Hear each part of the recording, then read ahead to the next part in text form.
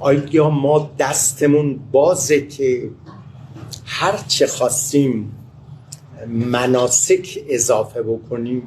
بزرگترین ضرری که به دین میزنه و زده تو همه ادیانی که من دیدم، تو همه این وقتی این در برهه هایی، این که اون پیام اصلی دین به دست فراموشی سپرده میشه.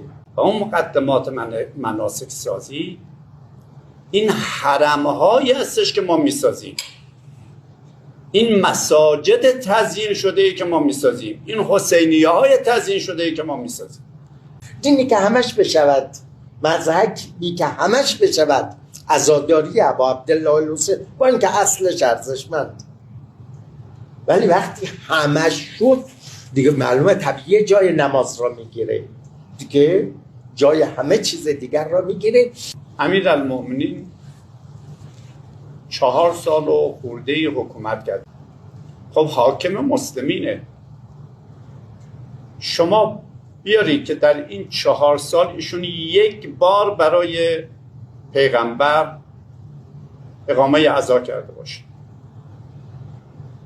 یا در سالگرد پیغمبر ایشون یه صحبتی خطبه‌ای داشته باشه به مناسبت سالگرد پیغمبر، یا برای حضرت زهرا.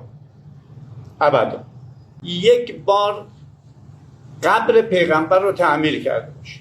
اون وقت ما الان دنبال این هستیم که دهه محسنیه و دهه رقیه و دهه